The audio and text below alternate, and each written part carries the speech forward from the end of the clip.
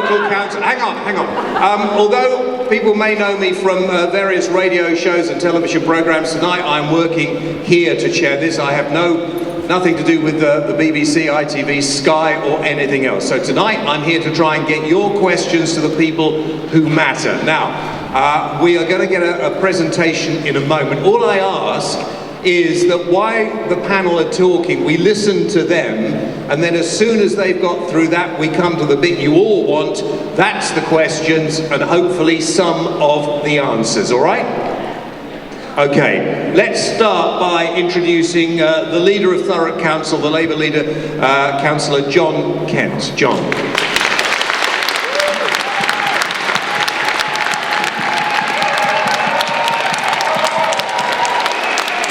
James, thank you for that, James. I've got to say, it's fantastic to see so many people here this evening. I don't need to remind anybody in this room that Thurrock Council's view, across party, so leaders of the Conservative group, leaders of UKIP, we are still implacably opposed to any further crossings in Thurrock.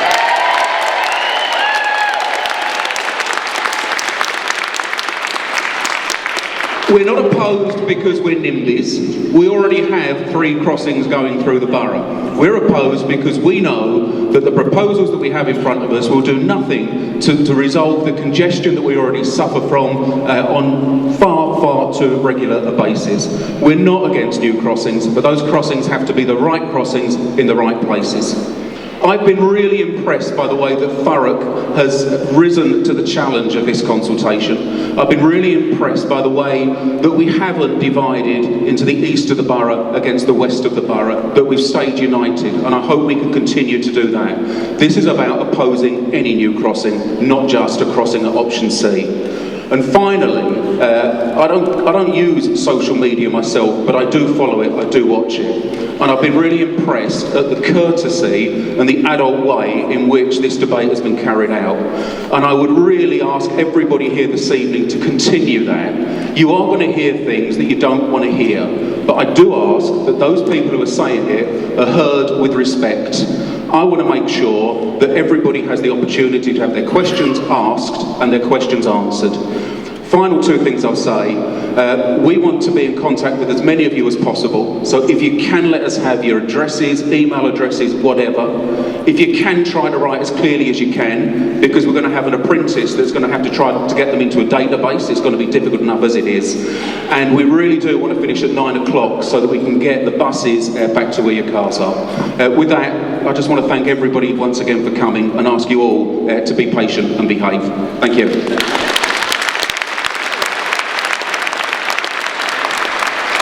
Thank you very much indeed, John. Now, if we could have, first of all, a statement from Mr. George Abbott. George is representing some of the residents.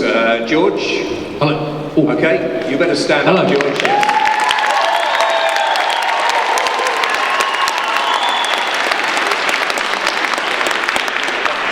Good evening. I actually like to think I'm representing the very vast majority of the residents, actually. So firstly, I'd like to thank John Kent for the opportunity to stand here today and represent the residents of Thurrock, but also some friends south of the river in Gravesham and other villages. And also I'd like to thank everybody for turning up tonight. It's important that we have a real show of strength, not just at every consultation, but at every event like this. It's important that we stand shoulder to shoulder on this. My job is actually very simple tonight, because I'm surrounded by friends and neighbours, and actually in front of a very unified neighbourhood.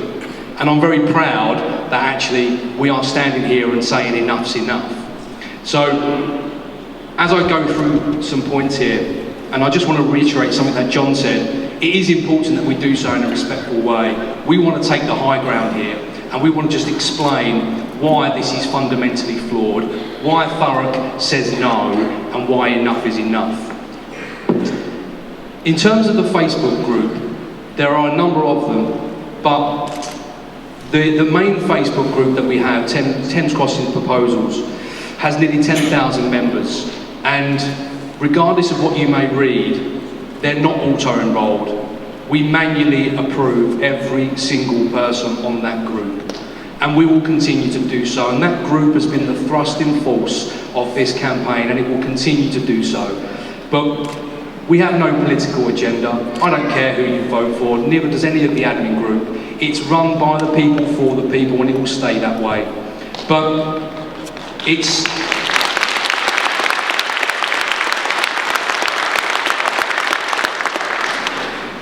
But that group has organised a number of things in the community, and things that we can be incredibly proud of.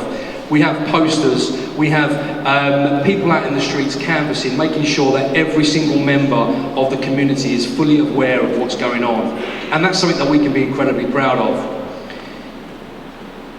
To dismiss the Facebook group is something that just fundamentally shouldn't happen, and I won't allow it to happen. We will continue to use it, spread the word, please invite your friends, families, neighbours, colleagues, pets, I don't care, until we get this word out, until we continue fighting this, until they start laying tarmac, and afterwards, we'll continue to fight this cause. I've had the benefit of meeting Mr. Metcalfe over the last few weeks. I'm very pleased to say that he is fully behind us on this, and I look forward to continuing the conversation in understanding how he can also help us in building our case going forward. In terms of our MP for Thurrock, Mrs. Jackie Doyle-Price,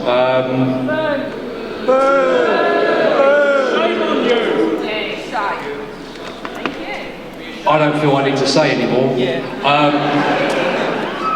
The one thing I will say is that we will continue to take the high ground here, and I don't feel the need to get into a public war of words with my own MP. But the public will do what they always do, and we'll vote at election time, and I'm confident that our neighbourhood will have a very long memory.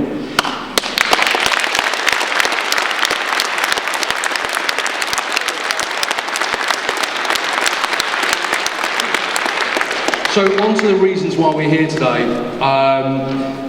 In terms of Highways England,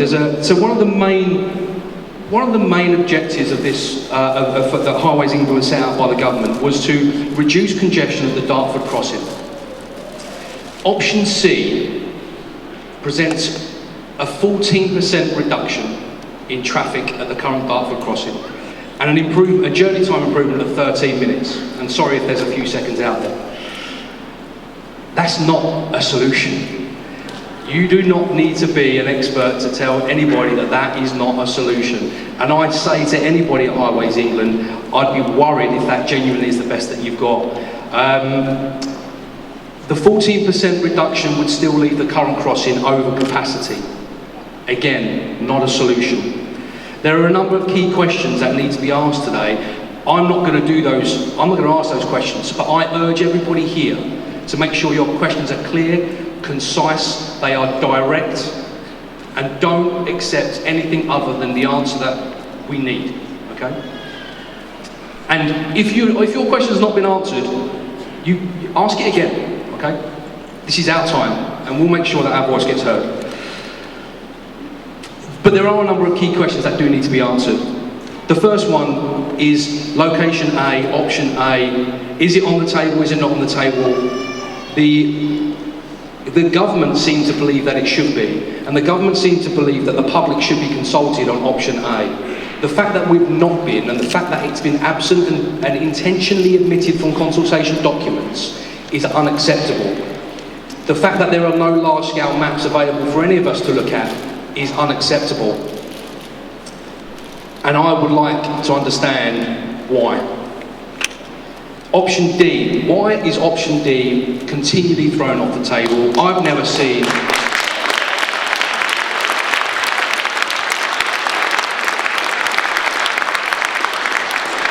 I've not seen any reason, valid reason, or any reason for that matter, as to why option D is not on the table. We have a right to breathe clean air. Amen.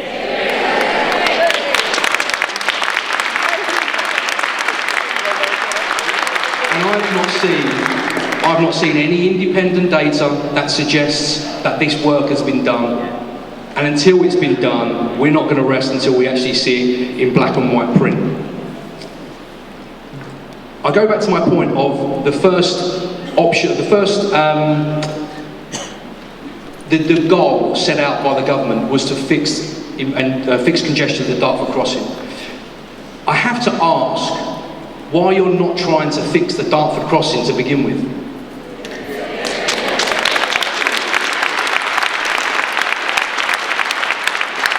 The free flow traffic from north to south is actually pretty good, and since that's happened, it's been a significant improvement. The problem is south to north, where a genius has decided to put traffic lights on one of the busiest stretches of road in the country. And again, you don't need to be a planning expert to know that there's going to be congestion. So my suggestion would be, before you spend £6 billion, carve up our greenbelt land, ruin people's homes and communities, I suggest that we evaluate those options again. I'm conscious of time, and I want to make sure that we have as much time as possible to ask questions. However, there are a few other things I'd like to say. There are a number of failures during this consultation period, and I can't list them all. They've only given me 10 minutes and I'll probably use too many of them all. But to say that 250,000 letters went out to local communities, I just genuinely don't believe that has happened. I can only speak for myself when I say this. 20 metres I'll be from a potential route. I haven't received one single letter from Highways England, but a lorry driver from Poland has received an email from you because they're registered for the dart charge. That's unacceptable. Risk is also unacceptable. Then to confuse matters with flippant comments like, these are just lines on a map. They're not lines on a map. This is our homes that you're talking about, and that is also unacceptable.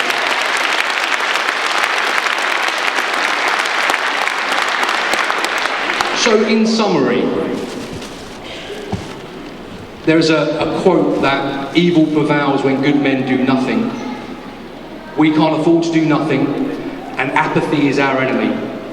So we have to make sure our neighbours are aware. We have to make sure our neighbours are informed. We cannot do nothing. I'm so proud of the fact that we have every member of the community behind us. Our MPs, we need to sit down with our councillors, sit down with all leaders of the community, put an action plan in place with a well-argued case to actually ensure that this doesn't come through Thurrock.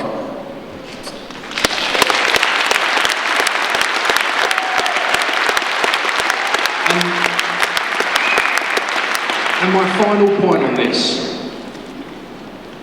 we will have a plan in place, and I'm confident. I'll stand in front of you today and I'm confident that we can have a positive impact on this. But rest assured, we'll be fierce, yeah? We'll be fierce in our approach, we'll be steadfast, and we will be perfect. And I will say to Highways England that whatever proposal you put forward to the government will need to be perfect too, because rest assured we will be, and you should be prepared for that. Thank you.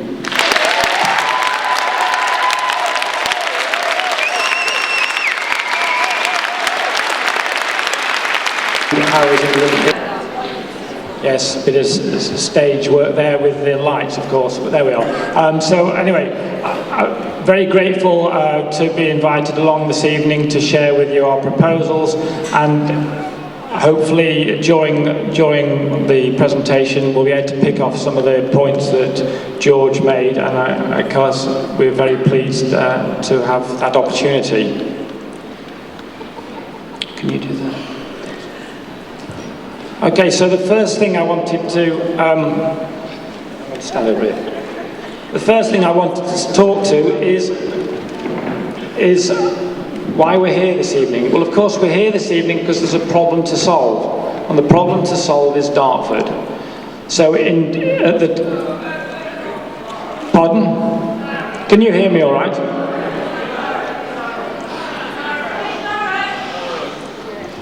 Yes, but the Dartford Crossing, of course, goes from Dartford into Thurrock, and it's commonly called Dartford Crossing. So that's why we're here, to try and share with you our proposals for an improved traffic situation at Dartford. We've got in excess of 50 million movements on that crossing every year. Upwards of 150,000 every day for a road that only has a capacity of 135,000. So what does that mean? Well, it means, of course, that you queue and have difficult journeys. I was queuing in this evening, coming across from Kent for this very meeting. I've experienced, as you all do, severe congestion and problems. Thank you. I experience, as you all do, serious congestion in your borough when things go wrong on the major road, whether there be an incident or high winds or whatever. And that causes tremendous gridlock that is a problem clearly that you don't like, we don't like, and we want to work with communities to try and find solutions. Can't make us aware of it then. Why weren't we consulted in the first place? Exactly. So we have, thank you, we have in a crossing, actually, not a very reliable crossing. There are upwards of 300 incidents every year. Now, when we have an incident, and sadly they do occur on our network, such as a traffic accident or other incident, typically those incidents last about half an hour. But more importantly, on this network, it takes between 3 and 5 hours to clear up that incident. So why is that? It's because we've got one solitary crossing of the river. Everything funnels from Kent and Essex and further afield to get across that river. It's a significant barrier to communities and your freedom of movement across the region.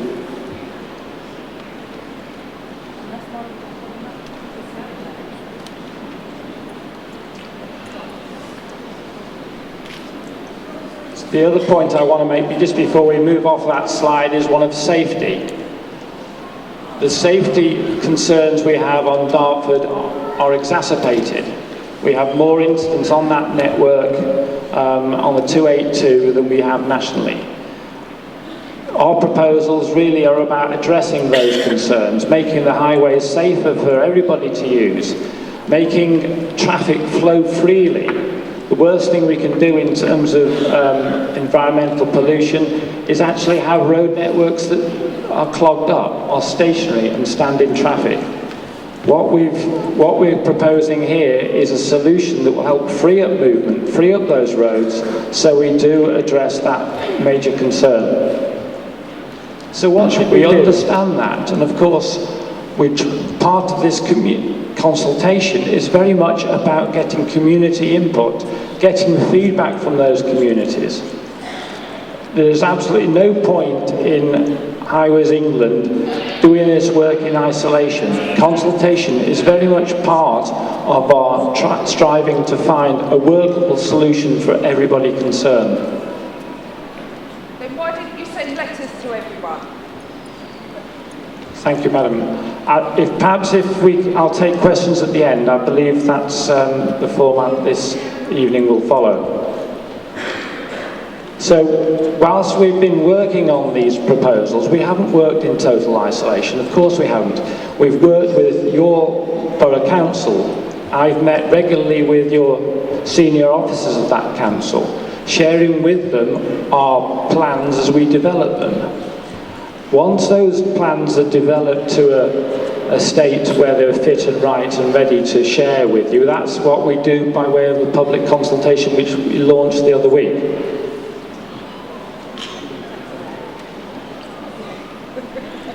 So you might be wondering, why did we look at C? Oh, I've gone backwards.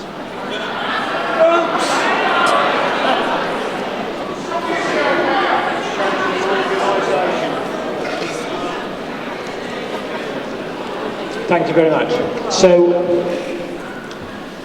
So I've talked about the many routes we looked at, some 30 or so. We shortlisted those to 4 routes, routes 1, 2, 3 and 4. One was a scheme looking to improve the crossings of the existing crossing.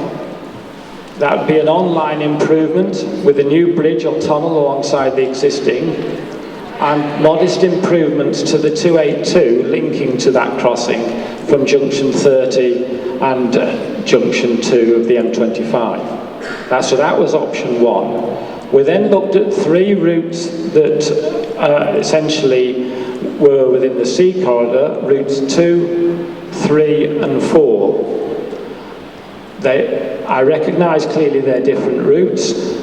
Route 2 is the more westerly route and clearly skirts north of Tilbury, makes use of the A1089 corridor and then cuts across to the east of South Ockenden to a new junction on the M25. Route 3, as you know, is a variant of that.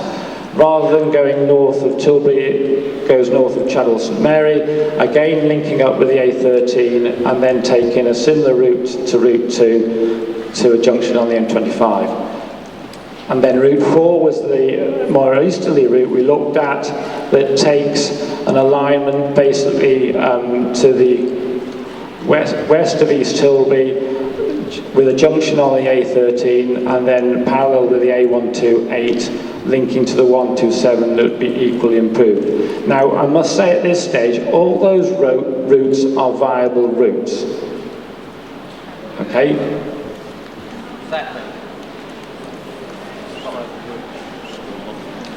So now just to talk about option A, and thank you to Councillor Kent and George for mentioning option A.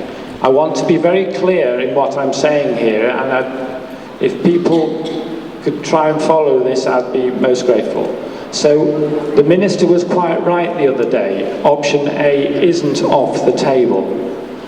The government have instructed Highways England to look at option A and develop options in those corridors. Highways England, as I've always said in the numerous pies I've held and those opportunities I've had to talk to people, and I've spoken to 8,000 of you so far, the team have, and that's a tremendous turnout from the local community, which we appreciate. This is, in my opinion, the best consultation I've ever been engaged with. It's about getting people's feedback, and that's certainly what we're doing. So, option 1. So, why has Highway England not proposed a solution at option 1?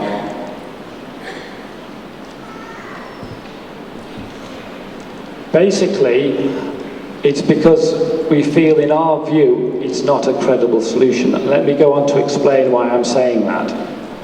We could build clearly a new bridge or a new tunnel across the river. That would be relatively easy. The real challenge is making use of that extra capacity. And what do I mean by that? So the new bridge or tunnel would have another 2 lanes in each direction. So you'd have 6 lanes crossing the river. It's impossible, quite frankly, to build 6 lanes on an approach road to that crossing. So why am I saying that? Well, particularly on the Dartford side, to a lesser extent on the Thurrock side, but it's equally valid in many ways, it's not possible to build such a wide highway, which negates the benefit of providing the crossing in the first place. At best, we could widen the road by another lane in each direction by making use of the hard shoulder and running that with live traffic. Okay, so there's a solution that would give us modest traffic benefit in the short term. However, we've then got the significant challenge of building it. And why do I say that's a significant challenge? Because actually, the crossing carries some 150 to 160,000 vehicles a day. In fact, over this last summer period, when flows are somewhat higher, we peaked at something like 178,000 vehicles on one particular day. Building a new crossing and modifying the road whilst catering for that volume of traffic would be an extreme challenge. A number of you have remarked from the audience that it works well going south and doesn't work so well going north. We understand that. Those benefits you're getting from the electronic charging process would be discounted straight away during any construction period. It would be, quite frankly, a chaotic work site. We'd be trying to build major infrastructure whilst keeping that road flowing. There'd be an extra 2 years of construction activity over what we're proposing at Route C. And moreover, when we finish all that activity, if that's the chosen option, we've still got all our eggs in one basket. And why am I saying that? Well, because that's the reality. With one crossing of the river and demand to use it, everything would use that crossing. It would mean that if there's an incident or a high wind, we're still faced with traffic displacing onto the local network and it clogging as it does. I fully understand that's what happens. So why are we proposing an alternative solution at sea? It's about making the road network work. It's about giving sensible diversions to the traffic that's on the major road should there be an incident. So yes, in summary, option A, Route 1, is still on the table. In Highways England's view, it's not the right thing to do, and we've been quite transparent and open about that in all our literature. Drilling down into our documents that are on the website, it's all fully explained. The other thing, of course, I should mention is that it's not only the crossing itself and the A282, but we also need to be mindful of what happens on the A13, what happens on the A2, what happens on other feeder roads, the A127. An option A, Route 1 solution would still put tremendous demand on those roads. Her point of view afterwards, Jackie. Thank you, James. Now, I do know that what I'm going to say to you right now is going to be very unpopular with some of you, but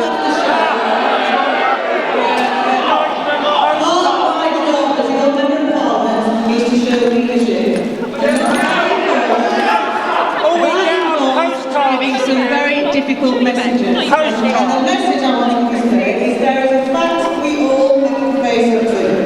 And the fact it's operating beyond capacity. When there's an incident on it, Thurrock grinds to a halt. This is not sustainable. When there's gridlock, there's misery for those of us living to the west of Grays, and these episodes are happening between now and 2050 in London. That's going to make some difference. But we also need a crossing to the east, because the simple truth is that HGV traffic from Dover is not going to drive past the Dartford crossing to use those London crossings. So we simply have to face facts.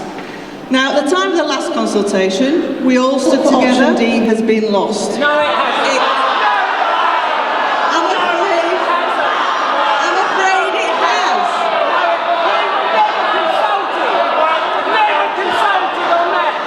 Look, guys, I'm afraid it has. You might want to ask for option D, but you will simply be banging your heads against a brick wall. It is not going to happen.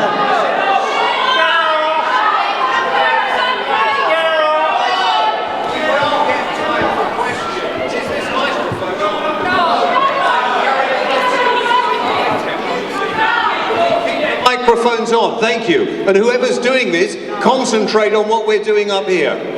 Now, if you keep on shouting, then we will run out of time for questions at the end. And what everybody here tonight wants to do is ask Highways England and your members of Parliament what can be done, how it's going to affect you, your homes, where you live. So let's let Jackie finish, then we'll get on and we'll get questions.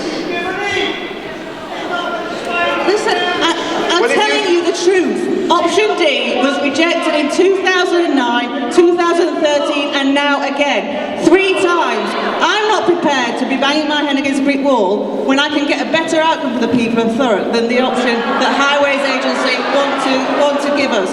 They've outlined their preferred option. It's not one that's acceptable to me, but I think we should come together as a community to get the best possible outcome for Thurrock, because the simple truth is this.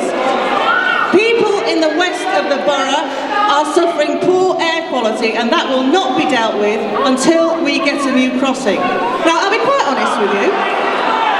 Just a minute, please. Just let's listen and then we can move on. Come on. At the last parliamentary debate I had on this issue, when I repeated my call for option D, and the Minister said, we're not looking at it, I said, okay, right, you bring me an option in Thurrock that meets 3 criteria. Those criteria were that it would alleviate pressure at the Dartford crossing, that it would not lead to more traffic on the M25 and the A13, and thirdly, and most importantly, that it would not add to more congestion on Thurrock's road network. Now, I'll be quite honest, I did not think they could come up with such an option, but I firmly believe that Route 4 does meet those criteria, because it allows that traffic to completely bypass our road network. We've heard criticism that the new crossing will only take 14% of traffic away from the Dartford crossing. That is 1 in 8 vehicles, ladies and gentlemen. That is a material difference. And when the crossing is operating at capacity, it will make a huge difference. I will just make one final point, actually. You know, we are here at Tilbury Docks. This community would not be here were it not for the docks. We are here because of our port industries that are growing, our ports that are expanding. We are, whether you like it or not, we are a logistics hub, and we are only going to sustain this community and have more jobs for our children and our children's children if we continue to invest in our road network. Just a minute. Look, you've got to face facts. Either you want to come up Thurrock in barbed wire and not move on, or you want to invest in our future. I know what I want to do. Jackie Doyle-Price. Okay, wait 1 moment, please, ladies and gentlemen. Can I call on Stephen Metcalfe now, the Member of Parliament, of course, who represents the other side, as it were. Thank you. Thank you, James. Good evening, everybody. I have to say that Jackie and I agree on many things, but on this we are taking slightly different approaches. They're not fundamentally different, but they are different. I want to reiterate that I have a fundamental opposition to the proposals that are being put forward at the moment. And I will come on to why I have that objection. But there are a couple of things I just want to get out into the open that perhaps are not entirely clear at the moment. Firstly, that this is the start of a process that will run for at least 5 years.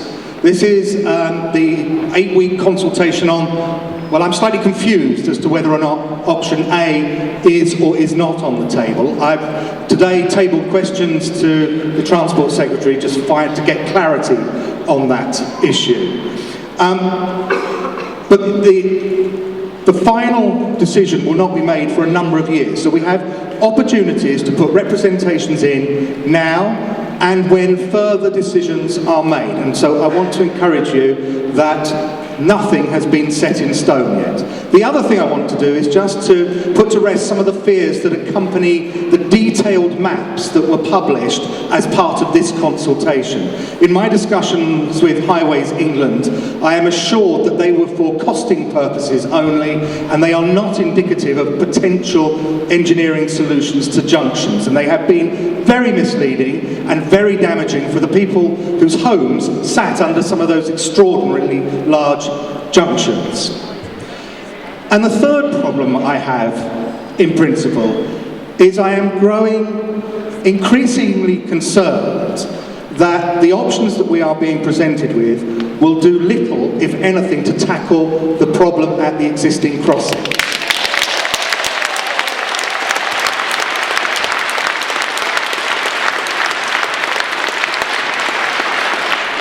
That is where the problem is.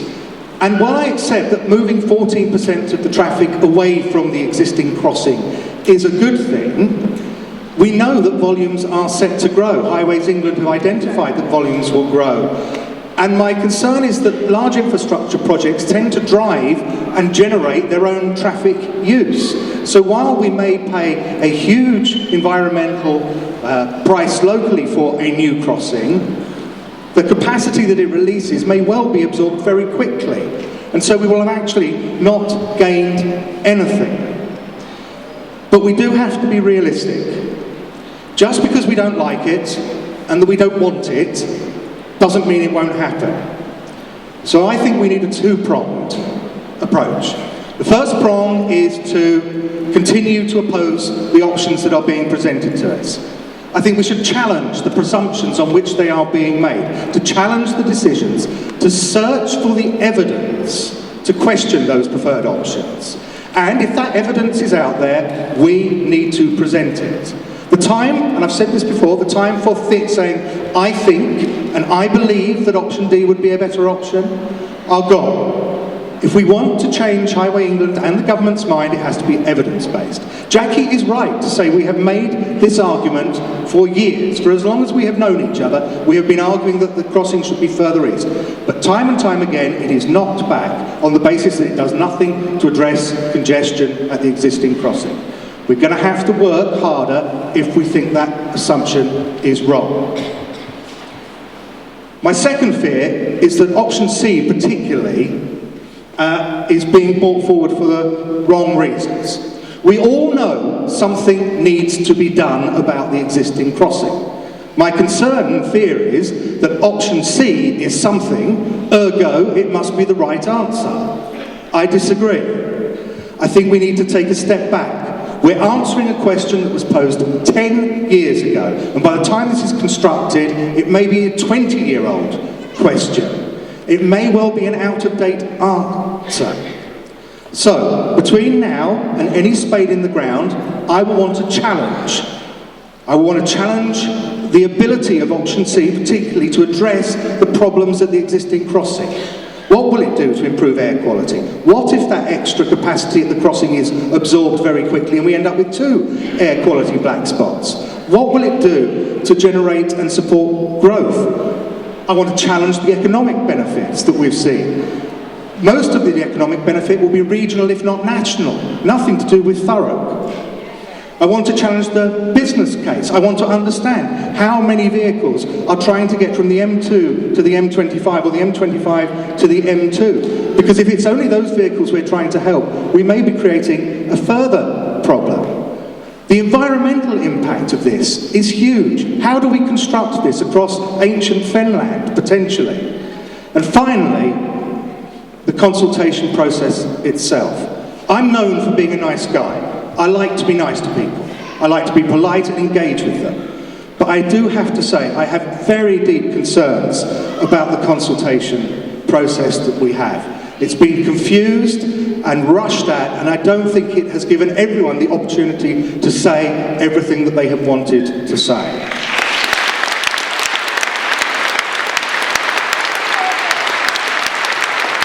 However, the second prong is that we have to engage in this process, however unsatisfactory it might be, because we have to get our views put forward.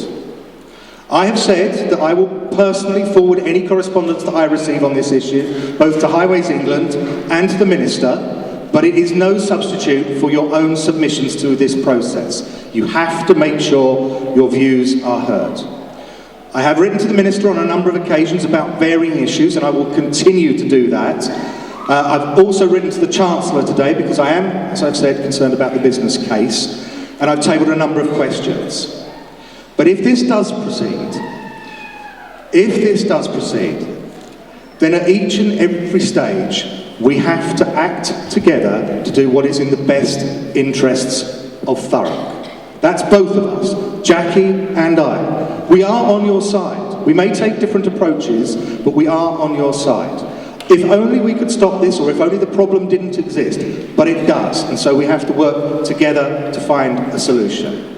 What I say I will do, I pledge that for the next 5 years, as this process proceeds, I will stand with you, I will be honest with you, I will not give you false hope and say I can stop this, but I will make sure that we have I will positively engage with anyone who positively, courteously and constructively engaged with me and my colleague. Thank you all very much.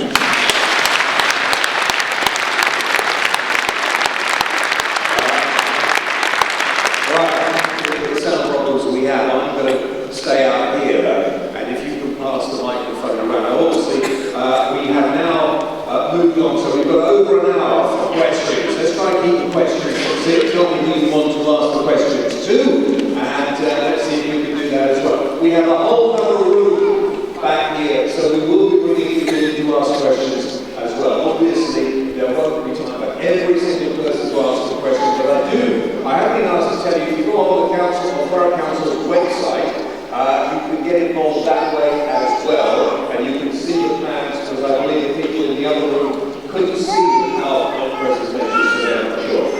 Sir, yes. Yes, just a quick question for Doyle-Price. She mentions about it being a transport hub, and we're here because of the docks. 150 plus acres of farmland would go with these options. If we do target it over, I would suggest that concrete should be one of your 5 a day. How do we eat? Come on, we're loaded with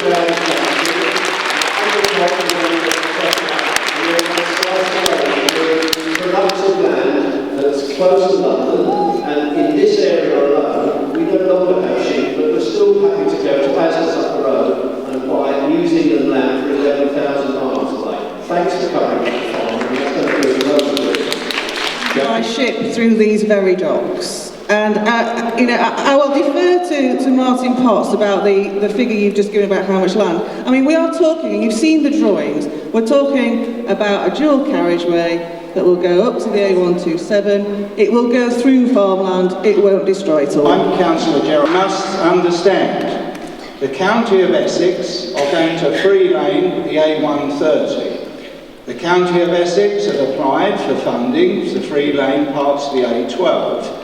And incidentally, the same with the A120. That connects in with the M11, and then it goes on to the A14 to Birmingham. Now, if we are serious about a serious proposition to take the east of England traffic away from the Dartford crossing, then this has to be re-examined, and that's what we're asking. Now, there is one person that can change the minds, and that's why I've gone on public media and I've asked the residents to actually write to the Prime Minister at 10 Downing Street, because he can change this, he can have it re-examined. And the thing that really appalls me is this: we are looking for a long-term 50-year solution.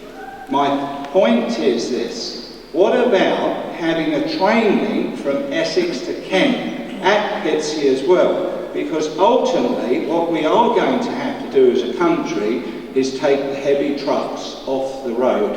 And now, Jackie, all I ask of you is this: the residents of Thurrock want that re-examined.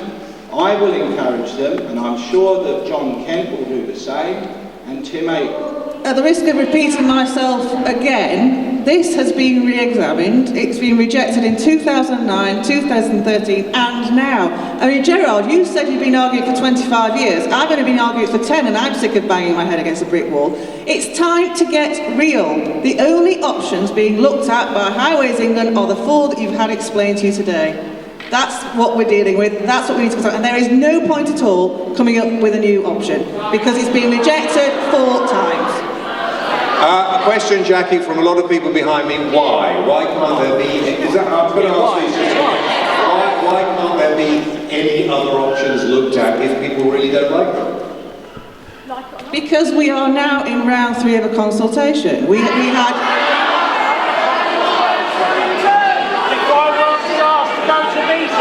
Can I, just a minute, don't all shout at once. Can I, if I put another question and see if you agree, do a lot of you feel that you haven't actually been consulted enough? Yes! Never! I think that's what the problem is. An awful lot of residents don't feel they've had enough information. That's the attractive like you. You're shooting the messenger here. This has been looked at. Come on, let's listen. We've asked the question, let's listen to the answer. You've asked me why we're only looking at these 4 options. The only reason we're looking at these 4 options is because the previous study rejected options further east. The consultation took place in 2013. We all made the case to look again at options further east. Those representations were rejected because it was concluded by Highways England, and they can answer better than I can, that it wouldn't alleviate congestion at the Dartford crossing, it would cost double the price of any of the options that have been outlined to you today, and therefore would be poor value for the taxpayer. Just a minute, would you like me to ask Highways England the same question? Yeah. Do we ask Highways England? First of all, guys, a supplementary question, because I think that's what people want to know. They don't feel that they were asked or informed enough, maybe by Highways England, that this was going to happen. Do you not feel that you should have actually made sure, a bit like the Dartford Crossing, talking about how much you pay when you go across? Sorry, that was a cheap joke. Do you think you should have engaged with them a little more? Or earlier, yes, that's a good point, or earlier. So, as Jackie pointed out, there was a previous consultation round in 2013.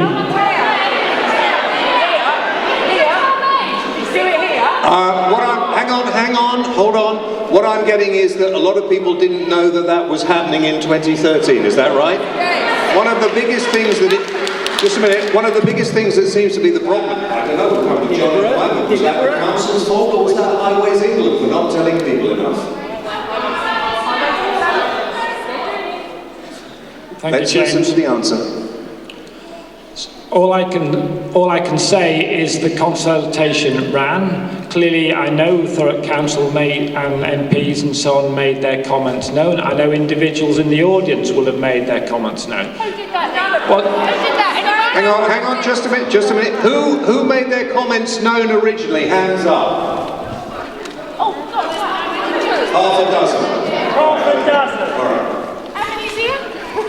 Yeah. What's that percentage? So the fact that we've got a full room this evening means that clearly we are reaching out to the community and we're getting your views. All right, sorry, one more question. Yes, ma'am. Hang on, just a minute. Hang on, I'll come to you in a minute. I know, but if you shout, we never get anywhere. Hold on. I'm sorry, Martin, I'm going to have to argue on that one. The reason that people are here is, despite the lack of information from Highways England, not because of it, it's because of Facebook campaigns such as one that George has helped to advocate, and the fact that many of us are out on the streets day after day, canvassing outside of the Highways England events to tell people who are disengaged, disenfranchised, but no longer disinterested. Do you think... I'm going to go up the back, I will come back down and have your say. I'm going to go up the back and get some more questions. Just while I'm walking up there, if there are even bigger meetings than this, Martin, is it likely to change Highways England's mind or the government's mind or not? Let me just explain what happens during this consultation. So this is the opportunity, and I welcome this opportunity. It's vitally important that you all give your feedback. It's important that you put your responses down. Now, I've spoken to some of you, I know, at the public information events. All those responses go to an independent company that will be reporting into government. Naturally, you'd expect me, representing Highways England here this evening, to also share with you that naturally we will make our professional recommendations. But ultimately, it's a decision for government to make. Okay, all right, let's get one more question up the back here. You can hear better up the back than down the front. Your question, sir. Right, I've been looking at the traffic modelling figures for this new road, and you're saying that in 2025, when it opens, it will take 14% of 160,000 cars away from the Dartford Crossing. But you're also saying that that new tunnel will carry 76,000 vehicles. In other words, an extra twice as many as you're taking away from the Dartford Crossing. How's that going to improve our air quality? And when they get out the end of this new tunnel, where are all those vehicles going to go? Good question, thank you very much.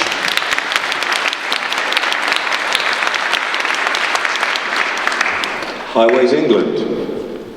So you talked about the capacity that we create across the river. When we get to 2025 and beyond, our predictions take into account the fact that traffic will have grown.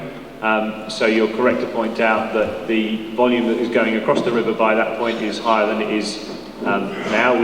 We take some of that traffic off the existing network, off the existing corridor, which has the effect of reducing congestion through the Dartford Crossing corridor. The problem with air pollution that you allude to is that when traffic is standing, and is travelling slowly, it is producing more air pollution than if it is moving quickly. So if we, if we keep the traffic moving, it keeps that air pollution problem down. You bring more lorries in, right?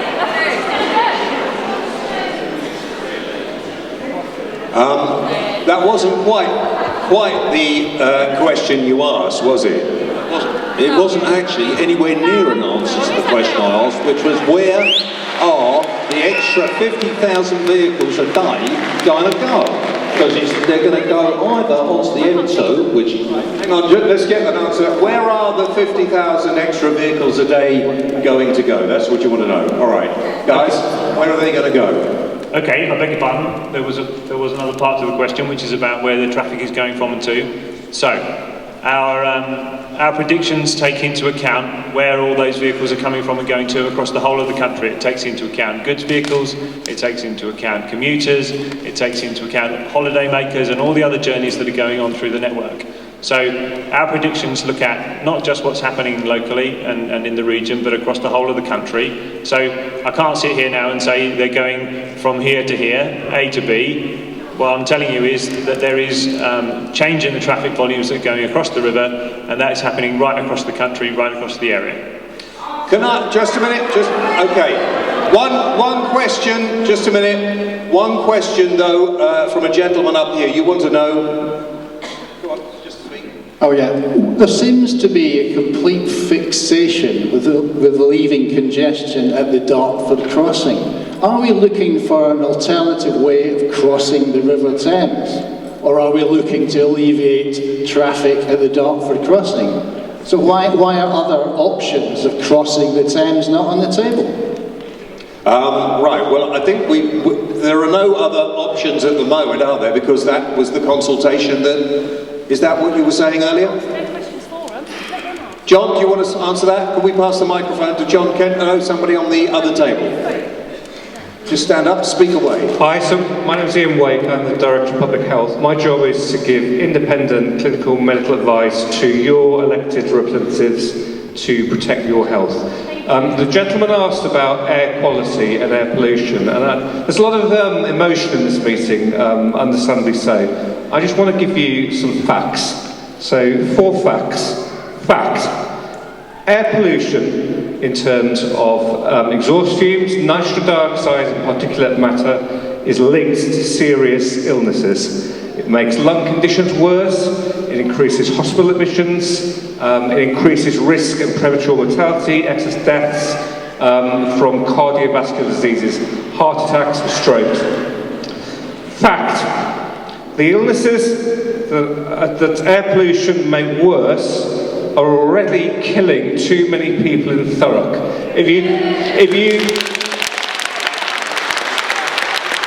compare our death rates from cardiovascular disease and from respiratory disease to our 15 most similar councils, the councils with similar populations, we are ranked worst. Fact: air quality in Tilbury is already awful. I probably don't need to tell you this, you probably already know it. It's terrible. We have an air quality management area already declared. In 2012 and in 2013, the maximum limit for nitrogen dioxide was exceeded in terms of EU standards. It's 40 micrograms per cubic metre. In 2014, it wasn't exceeded, it was 39.7. We're just bumping along. And fact, Tilbury, the population of Tilbury, again, I probably don't need to tell you, suffers from some of the highest levels of death rates in Thurrock. Right, thank you very much indeed. I'd like to come over here now.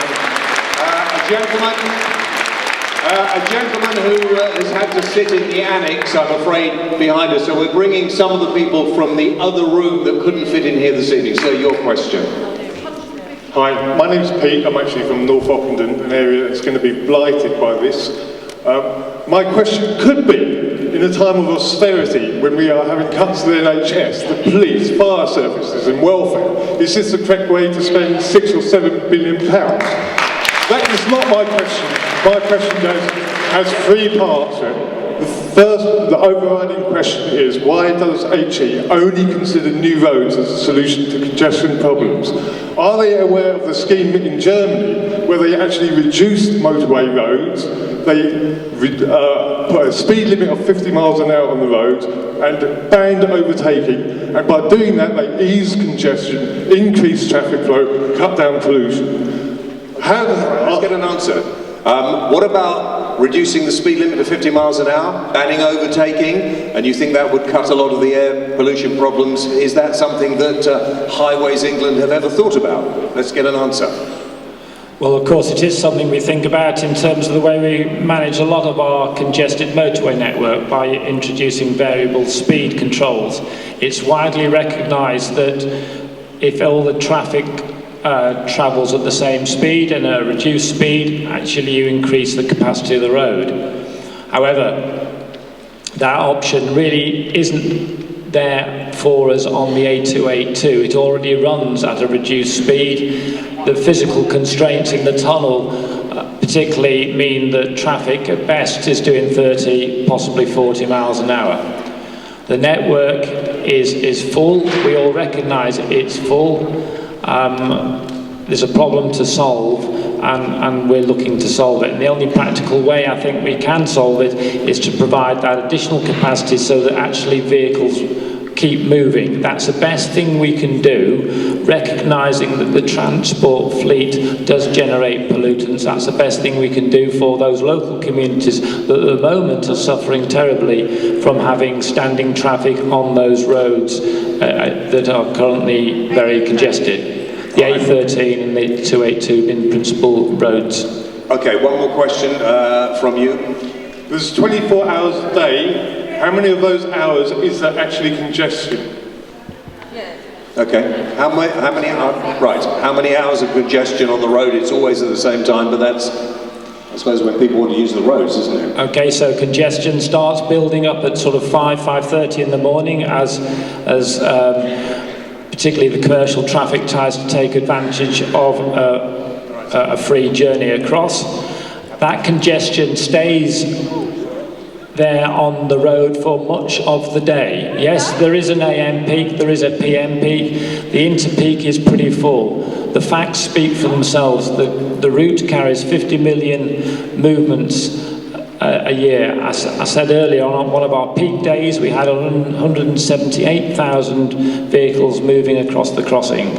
This is against a nominal design capacity of 135,000.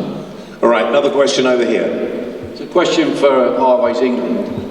It takes about 8 minutes to drive from junction 29 to 31, and on a bad day, in 15 minutes, the traffic backs up to junction 29. So where is the traffic going to go if it can't get off at 29 onto the 127 on your proposal? There we are, yeah.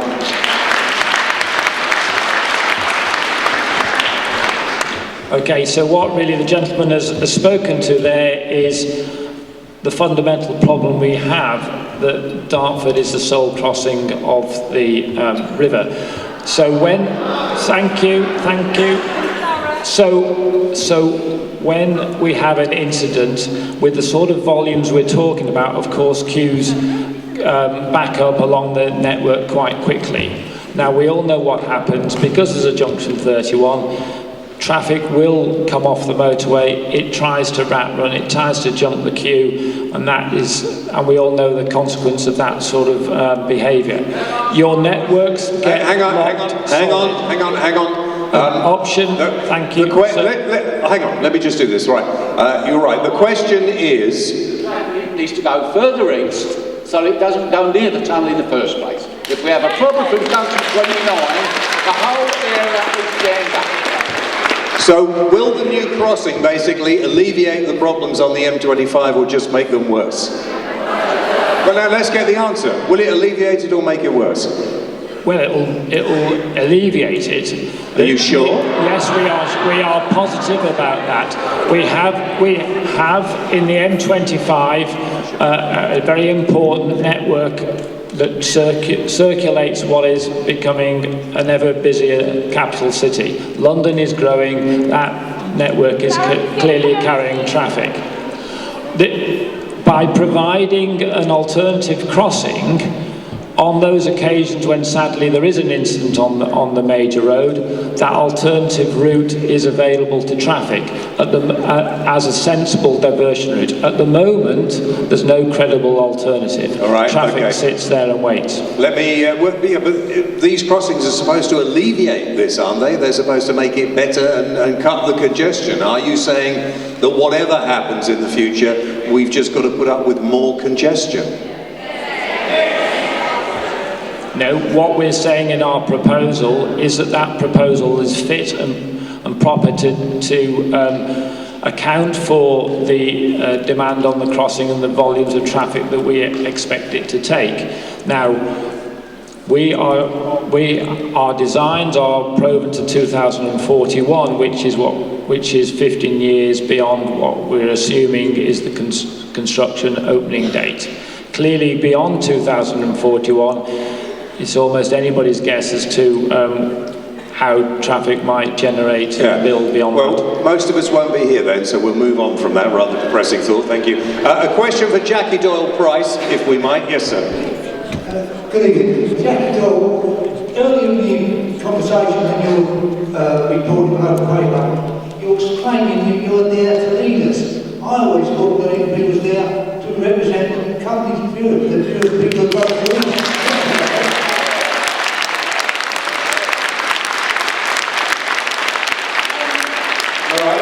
My constituents, all of them, and not all of them share the same view that's predominant in this room, I might add. But I also have to make decisions in the best interests of my constituents, and I believe that tackling poor air quality by having a new crossing that alleviates congestion at Dartford Crossing is the right thing to do by my constituents. That's why I'm representing them, and that's why I'm showing leadership tonight. Gentleman down here. Roy Jones. We talk about air quality. For years and years and years, Thurrock has endured chronic congestion because of toll booths that never was taken away. And if you was really that concerned about air quality, you would have removed them booths years and years ago.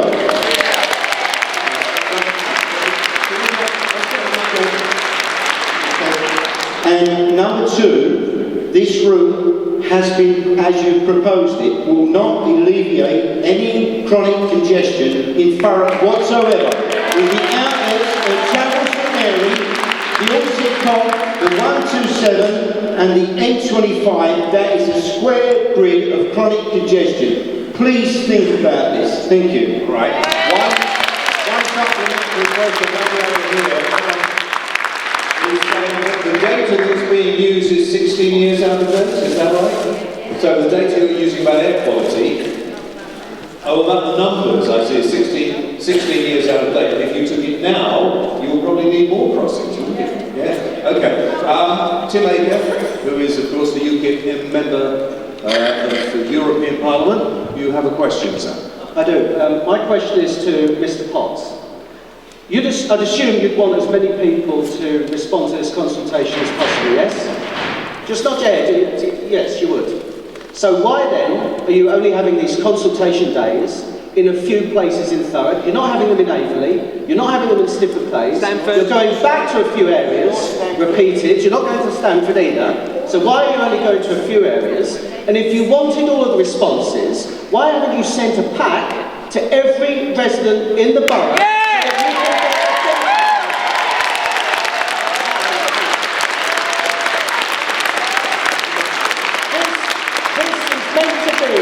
£1 billion project. Surely you can find some stamps to let everybody in this borough have their say.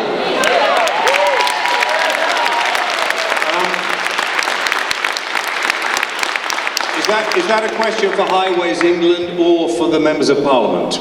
Just Highways England. Highways England, all right. Okay, thank you for that. So there's a couple of questions there and I'll take them in turn. So the first one is about locations for public information events. Clearly, in looking for looking for locations, we needed to plan it and find locations that were suitable for the sort of numbers we would expect to get.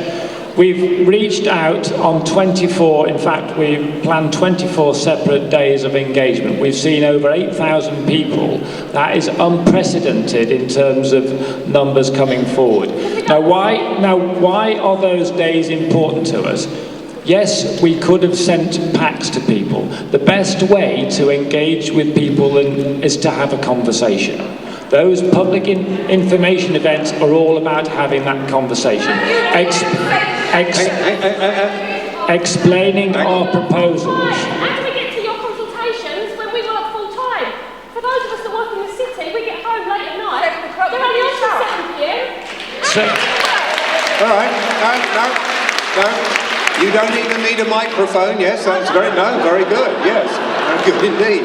But this good lady has a very good point. You know, a lot of these presentations have been during the day. People are at work. Yes, and that's why, of course, we keep them open till 7 in the evening. Well, that's not late enough, is it? A lot of people are still travelling home at that time. Can I also add that we've had events at Blue Water the other week. We've got one at Lakeside coming up on a Saturday. Sorry, Tim, you know there's no microphone. You want to get her to ask the question. Her voice is louder than yours. Yeah, why you've not answered why you're still leaving places out. And the point is, if anyone didn't hear it, although I find that difficult, Maria, is that why are you not having them at times when people who work will actually go to them? You're leaving places out, you're cutting out half the population. My guess is, and everyone else is here, is that you don't want the people to have their say because you won't like the answer. All right, hold on. Ladies and gentlemen, let's allow Highways England to answer the question, please, guys. Are you frightened of what the residents might say? I don't think that's very helpful, Chairman, but anyway, the point... Sorry, Martin, what I'm trying to do, we don't have an enormous amount of time, is that's the question that really everybody wants to ask. Yes, and I've answered it. We've got 24 days of engagement. I've seen over 8,000 people. We've got opportunities on Saturdays. You know, we believe we're reaching out to communities. Now, of course, there'll be, for some people, sadly, those particular events might not work. We've tried to spread them across the region, equally to both north and south of the river. Good. I obviously talk far too much. Why don't you have a word? Okay, my name's Rob. I've been a lifelong Thurrock resident. I really want to answer, well, in one sense, I think Highways England are on a hiding to nothing in one sense, because I just don't think it's the right question being asked. It keeps coming down to how do we relieve congestion at the Dartford Tunnel 11 years ago is the question. It's a ridiculous question. What I want to ask the government, and so I will ask our MPs, is why is this such a short-term, ridiculous sort of question on the table? This gentleman at the back, he's the one who I really sort of picked up on, about agriculture. Okay? The way we live our lives in 50 years' time is what we need to be asking the question. How we will operate in 50 years' time when my children are grown up. It's the big questions, and it's... I spoke to somebody at Highways England, and it's the old adage about if you're a hammer, you treat everything like a nail, okay? The reason why Highways England, I would suggest, do not want people to say no roads is because they get paid to build roads. So you don't ask road builders what the solution is to problems, because they will say, let's build a road, okay? And so what we need to do is I want to ask, why, and Jackie, it seems like you're sold out to the government has made their decision and that's done. My first question is, how many people answered the first consultations, the ones back in the day? How many people? How many less than are in this room? Let's bring this back. First of all, let's have a word with Stephen and then we'll come back to Jackie because Stephen's been quite quiet on the end there. Is this basically, you want to know why there hasn't been more information about this? You want to know why we couldn't think of other things, and what happens if you have another public meeting and there are twice, 3 times as many people come along. Is anybody going to take any notice at the end of the day? Thank you for that. I suppose let's deal with the second point first.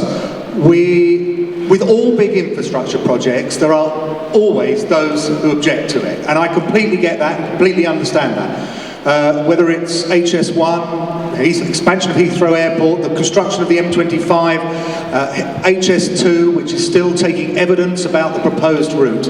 If a country wants to build something strategic that affects a lot of people, then it does it. What it has to do, though, I think, is take into account the views of the people it affects. And that means we've got to put together good arguments about where it should go, and does it actually address the question?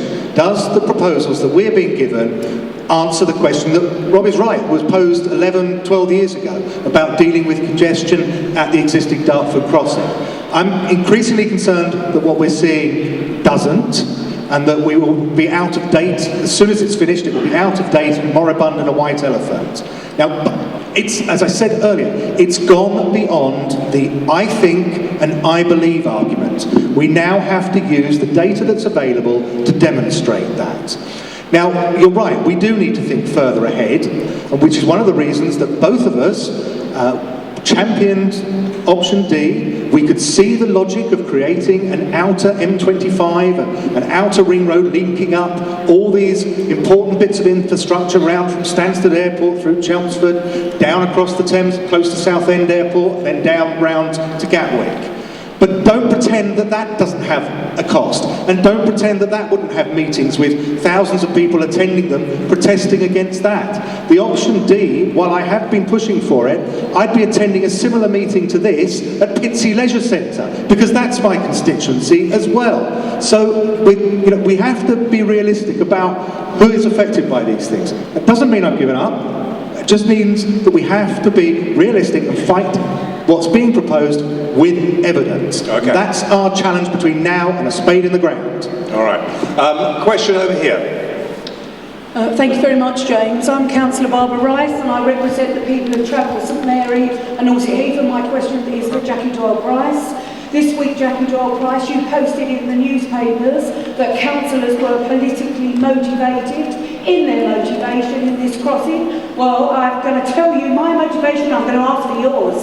I have 10 grandchildren in Thurrock, like many, many people here. I've got 3 sons. My kids live here, they work here. We want the best possible for our children. Many people here are going to have their homes destroyed, their lives destroyed, and their kids with asthma and bronchial problems.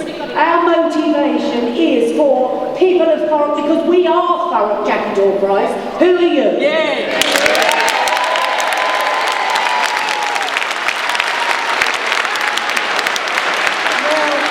Well, Barbara, you do occupy the health portfolio of Thurrock Councils, therefore you'd be well aware that poor air quality is caused by stationary traffic. And if you want lower levels of asthma and bronchitis in this constituency, you'll support the crossing. Hang on. What? Hang on a second, sorry, can I George to answer? James, sorry. All right, George, go on. Can I just, I have to say, and I'm pretty sure I say this on behalf of everybody here, if you want to stand up and talk about leadership, there's a number of people here that can teach you a thing about leadership.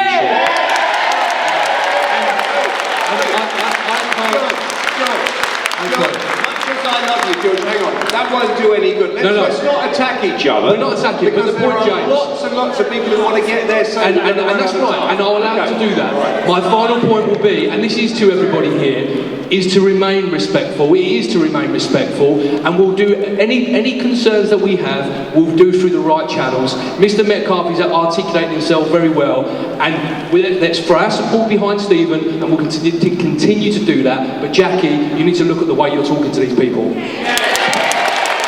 Okay. Being honest.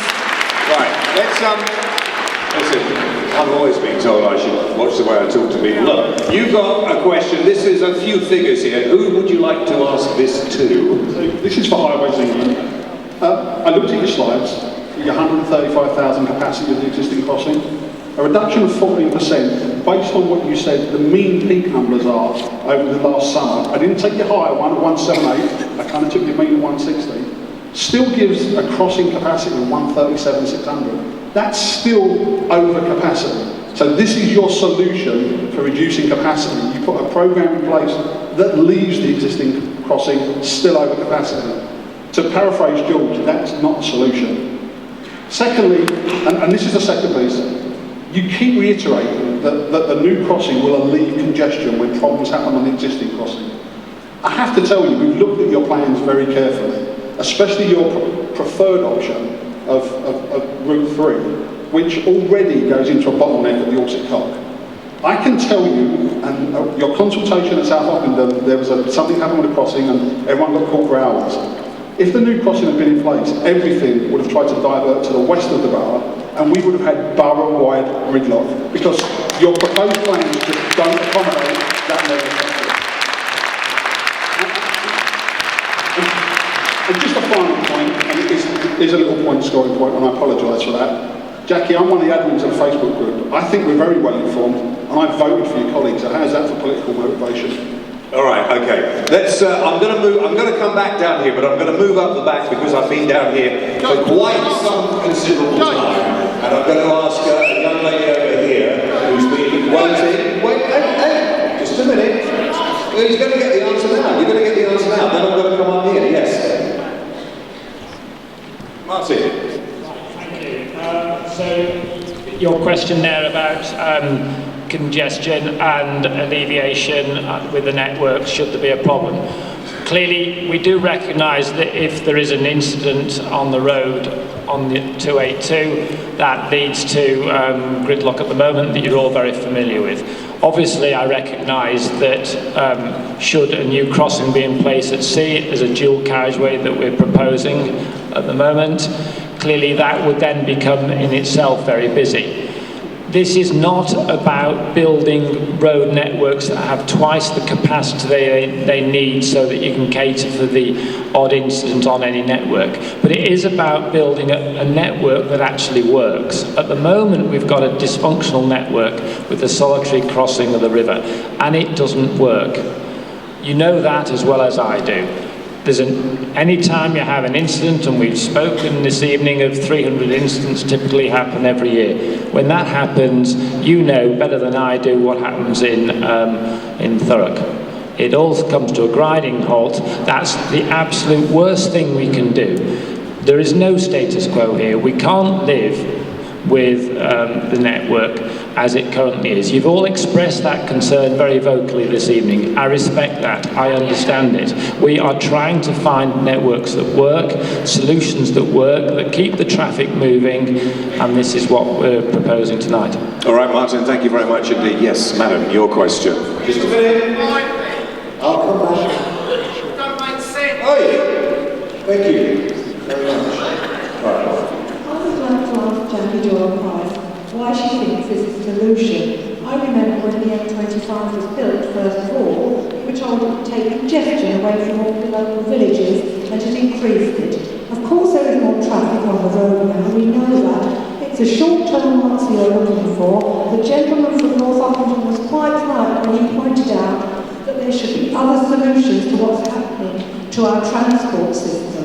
And I'm afraid I have not in my backyard. We've had rubbish tips, all sorts of things dumped on us in Thurrock, and we've never been consulted. It has gone ahead, and you feel like we're the dumping ground of England.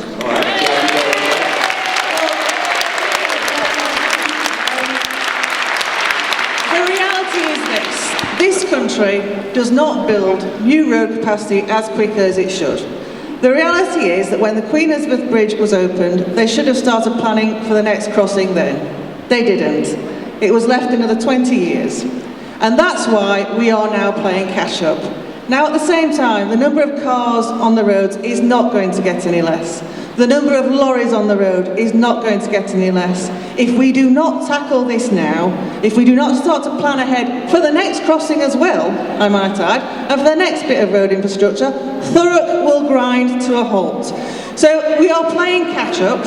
It's not a short-term solution, it is part of a bigger one. And this government will crack on and get cracking with it. All right, question, panel, up here, madam. Hi. Firstly, thank you to all for braving what is a fairly intimidatory situation, I think. I'm looking at the moment at the Mayor of London, London Assembly directives, and within it discusses his strategies for transport and infrastructure improvement, including providing new river crossings, with a plural, developing and enhancing different elements of our transport network, so improving the overall solution. What I would like to know is that given that the Mayor of London has already set out what is a varied option list of proposed strategies for this, why is it that Highways Agency and Highways England seems to be utterly hell-bent on providing a single solution, which is simply to build more roads? I think that's one for you, Martin. Thank you. Yes, thank you for that. So, Jackie mentioned earlier the 2009 studies that the Department for Transport led on. Within that study work, they did look at other modes of transport. It wasn't wholly focused on road solutions. That study concluded that it wasn't appropriate to build a rail crossing. It was uneconomic investment. Ultimately, that led to the government instructing Highways Agency, now Highways England, to look at road solutions on Corridor A and C.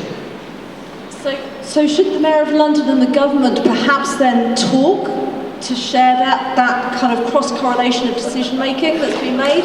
We have, therefore, a government making a decision and directing you to find a solution to a problem with the Mayor of London. And I appreciate we are on the outskirts of his jurisdiction, but we do tie directly in with these larger strategies. They are clearly not then communicating with each other because this is in paper. So why is there a disparity between the two lines of focus? It does not make sense. I'll answer that actually. There is no disparity. The two things are entirely complementary. If you stand at Tower Bridge and look east, there's nothing between Blackwall and Dartford. And that is not good enough. When London is expecting so much expansion to the east through more housing, it's going to need more crossings. So the 3 crossings that the Mayor of London is consulting on are in addition to this. The issue that we're trying to tackle with this is congestion at the Dartford crossing, much of it which comes from the east, including all the HGV traffic from Dover. So the two things are entirely complementary. The only difference is Highways England takes things forward outside London, the Mayor takes things forward inside London. All right, another question from the annex who've come out here to ask the questions this evening. Yourself. Thank you. I'd like to ask 2 questions here. One is that I was involved in the construction of Dartford Bridge from start to finish. Now we all know that Cleveland Bridge Construction, who built the bridge, took the tolls for 10 years, whether they won money or lost it. For 15 years, the government has been taking the toll money. So there should be no question on cost for anything. The other, should we get an answer? When you want to know why the tolls not stopped? Yeah. No, my question is why 25 years after the bridge has been opened, why are we all standing here at this meeting questioning about it? They don't know the answer, we don't know the answer. Why are you here? No, I just thought, okay, fine. Are we ever going to get the tolls lifted? Is that something people want to ask or not? No, let's move. Nothing to do with the tolls. When I went over the south side one day to look to see the General Foreman, I helped him put up a poster, 8 foot long, 4 foot deep. That poster was a blueprint of the new crossing over the river, which was Canby Island to Sheppey. Now that's been asked a lot of times tonight, and we've been told it's been thrown out. No one has told us why that's been thrown out. All right, okay. The crossing, County Island to Sheffield. Why has it been thrown out? Why is it not being considered? Oh, well, my understanding is that, well, I'll pass over to Highways England in a minute, but I want to point out that my understanding that I've been told for the last 5 years is that it would do nothing to relieve congestion at the existing crossing. But one of the interesting things is, in and of itself, as a plan, it makes perfect road sense. What we need to do, though, is demonstrate that it would actually redress the congestion at the crossing. I've sat with the Prime Minister. I have this little map in a folder in my office that I carry around, and I take it to every roads minister, I've taken it to the Prime Minister, to show him what the problem is and what we thought was the solution. And every single one of them, the Prime Minister, the roads ministers, all go when we go, we need to sort out the crossing and we need something further east. They all go, oh, that's a good idea, until one of their officials gets to them and says, Minister, but that won't address the problem. And that's what we have to challenge. If you want option D or any other road back on the plan, we've got to challenge it based on evidence. And it's not that Jackie and I fundamentally disagree. We agree on a lot of things, but I think we should still hold out hope of presenting a challenge. Now, Martin will tell us why option D doesn't do what we think it should do. All right, Martin, let's hear the answer to that, then I've got to move on. A lot of people still want to get questions in. Okay, for those of you who are interested in numbers, maybe I'll share some numbers with you. The people have challenged our assertion that an option C solution takes 14% of traffic away from Dartford. A similar study for option D showed that number reducing to 3%. That's the fundamental problem, that the further east you go, the further away you are from Dartford, and the less likely you are to pull traffic away from Dartford crossing and address the congestion that's there. I said earlier in this meeting... There's sorry Martin, there's a lot of mumbling up here. Is it fair to say that the majority of people who use the Dartford crossing and who would use a new crossing aren't really interested in going into London? They just want to go up north, wherever that may be, from the places. So why couldn't it be the County Island crossing? No orbital road. Well, of course, that isn't a brief that Highways England has from government to generate a new orbital road, and look at that. I need to be very clear on this. We have been given a brief to look at solving the congestion problem that is the current crossing. As I've just indicated, the further east we looked in terms of the Canvey Island option, the South End option, the less credible those options became because they drew less and less traffic away from the Dartford crossing. Moreover, of course, the river is getting wider, isn't it, as you go down the estuary. The cost of such investment was actually disproportionate to the benefit. Someone talked earlier about the A130 and Essex looking at making that an extra lane. The D solution would dump another 54% traffic on the A130. We've got to look for credible solutions that essentially tackle the Dartford congestion. It's all very well having a utopian idea of the world looking different. We're not in that position. We have to be realistic of what we can do. All right, Martin, thank you. I've got to move on quickly because there is very little time. You have a question, sir. Yeah, well, it's a question for Jackie Doyle-Price, just to ask her why she thinks that the people of East Tilbury and Linford, who live within a couple of hundred metres of Route 4, should be sacrificed, should have their community decimated and destroyed for the purposes of this link. Well, the short answer is I don't, but that is the best option we have before us. And if there's one thing that I think I'd really like to emphasise is that option C Route 3, which is the Highways England's preferred option, would be far more damaging to far more people. Obviously, I have utmost respect and I can appreciate that people will be very upset about the impact on their properties, but the fact remains this. There is a lot of people suffering from poor air quality here in Thurrock. There are a lot of people putting up with miserable traffic conditions. We need a solution to that problem. It is a new crossing. And the key is now is to engage with Highways England to make sure that we get the best possible deal for the people in Thurrock and that all negative impacts are mitigated. All right. Jackie, just listen for one moment. I want to ask a question. Is your house likely to be affected? My house is on an estate which is just a few hundred metres from the new route. Inevitably, the whole community will be affected, and it's just unfortunate that we see ourselves as being sacrificed. Really, our community, our air quality will suffer, so that other people's will improve. So, can I just make one more point? Just maybe we talked about the Canvey Island route, the option. I mean, maybe, just maybe, tonight could be a kind of, road to Damascus moment for these people to see sense. This is the only option that makes any sense at all. And lastly, I cannot see why building 2 new tunnels, the Galleons Reach and the Belvedere options from TfL, aren't going to take any traffic away from the Dartford crossing. Who the hell is going to use these tunnels then? I can't see people in Bexley Heath gagging to get over to Greenwich other than people who want to cross the river. It just doesn't make sense. Plus, the fact that they're going to cost £1 billion each for each tunnel, whereas this scheme is worth between 4 and 5. We're almost getting 3 for the price of 1 there. Highways England for that, do you think? Yeah, okay. Why? The 2 tunnels won't reduce congestion. I'm going to come over here while they answer that. Yeah. Okay, thank you. So, not understandably, Highways England has been working with TfL. We've integrated our traffic models.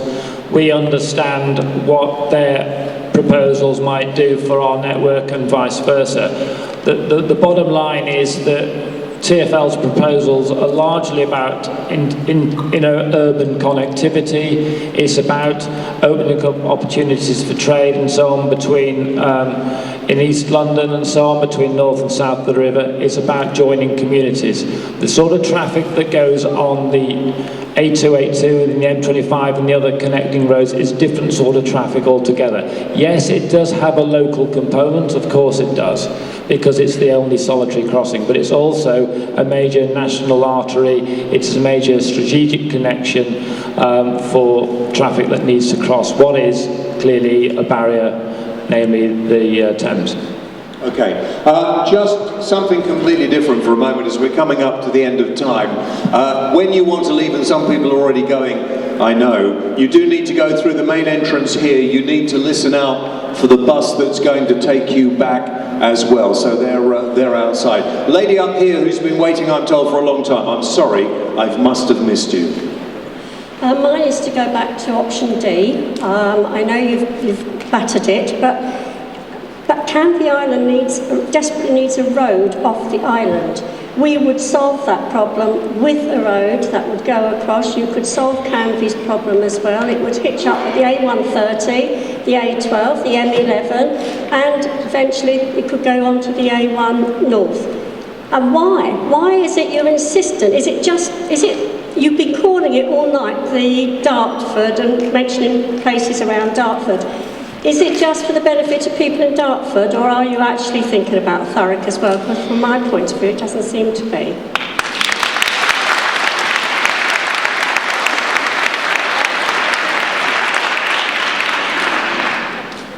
So, yes, we're talking about option D again. It's very difficult to tell you that option D isn't on the table. I recognise there's a lot of people in the audience who are championing for option D. I can only just repeat what I said earlier. We did look at option D historically. The department led some study work around that. It does next to nothing in relieving congestion at Dartford. Yes, it would be I've explained, madam, the numbers are 3%. The reduction of traffic that it would draw from Dartford is 3%. Sorry Martin, can I just ask a question on behalf of other people for a moment? If there was so much public interest in re-looking at option D, because a lot of people who live in and around these areas, would the government ask Highways England to look at that again, or is that now completely off the table forever? clearly I can't talk for government, but what I can talk to is the questionnaire that we've prepared. So within that questionnaire, people are at liberty to put answers in the open text boxes in any shape or form they wish. So one of the questions is, asks of you what other routes, if there are any other routes, should we consider. If you want an option D, that's the time and that's the place to put that comment into your questionnaire. Hang on, look, I can't hear you up here. At the back, there are a lot of people at the back as well. I have been down at the front quite a bit, and I will try and come down there in the next couple of minutes. Let me ask Jackie Doyle-Price. Jackie, if people really want to make their views known, as they obviously do tonight, where is the best place for everybody to go so that people in the government, politicians and Highways England will see what the local people feel? Well, you need to respond to the consultation, but any correspondence with ministers will obviously be taken into account. But the real point is, as Stephen has said before, the reason why option D is no longer on the table is because a credible case for it has not been made. And a credible case relies on environmental health data, it relies on traffic management data, it relies on, what the calculation is in terms of value for money. Again, I'm trying to be honest with you. I'm trying to give you advice. If you are serious about this, this is the evidence that needs to be collected. Now, you've heard from Martin, who says if we build option D, that will only alleviate 3% of Dartford Crossing's traffic. Then if you think otherwise, prove it. And then he will have to listen, and ministers will have to listen. The reason we haven't been able to build that credible case is that we have not got that evidence. Neither Thurrock Council, myself, nor Stephen have that evidence. So we need to face facts. Option D is not being looked at. The 4 options being looked at, you've had explained. So let me just, hang on. Let me just ask once again. So Jackie, if everybody here tonight wants to get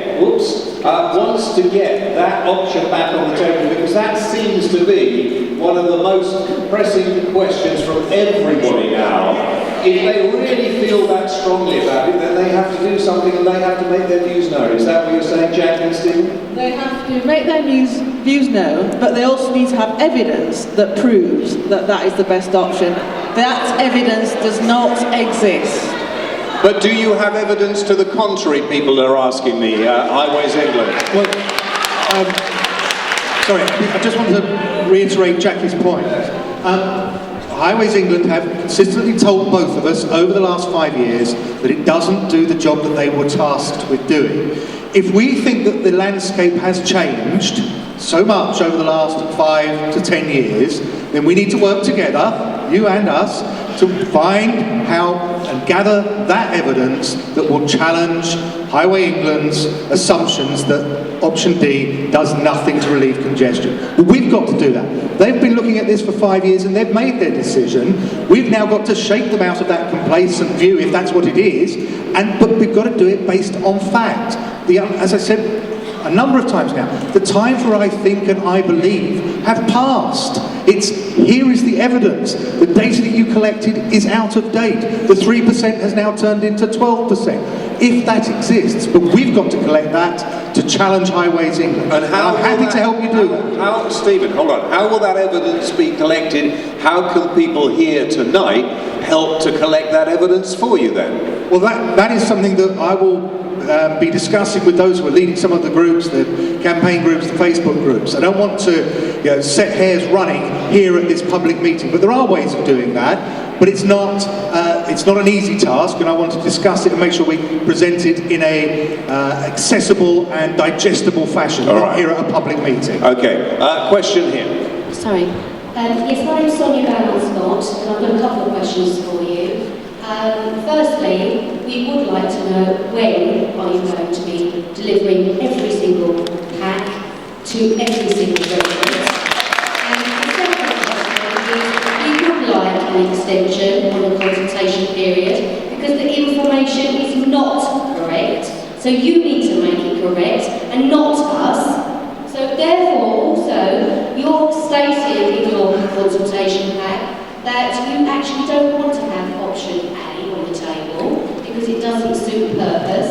And so therefore option C, and even though option D is not on the table, we want to see it on the table because that would be a viable option and a viable choice.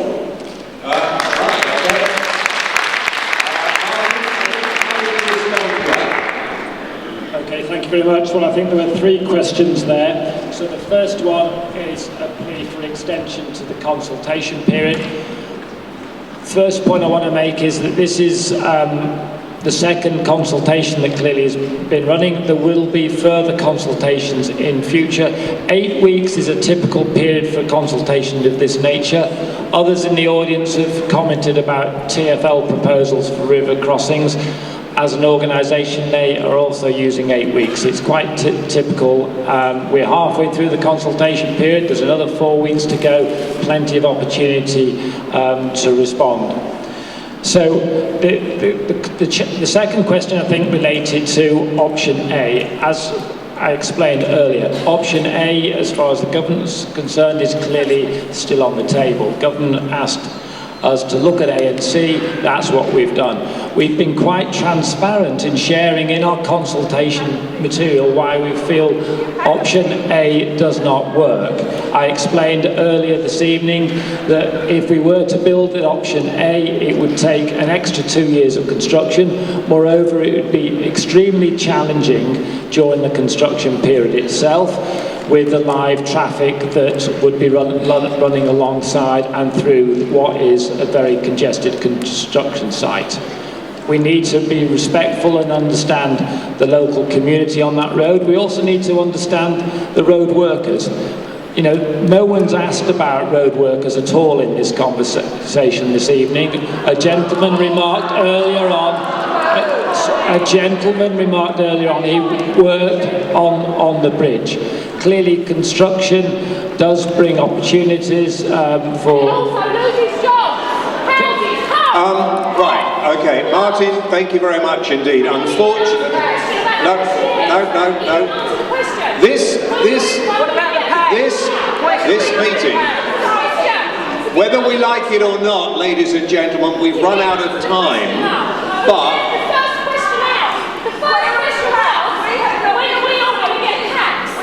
Right. I'm going to ask that question now, and let's get... Hang on, all right, because I think there obviously have to be more meetings like this, don't there? Yeah. Because unfortunately, so many people have turned up, there is so little time, it's now 9 o'clock, transport is waiting for you outside. When and can every single person who's going to be affected by this expect to get some sort of pack where they can sit down in their own home and actually go through it and see how it affects them? Thank you, James. As I explained earlier...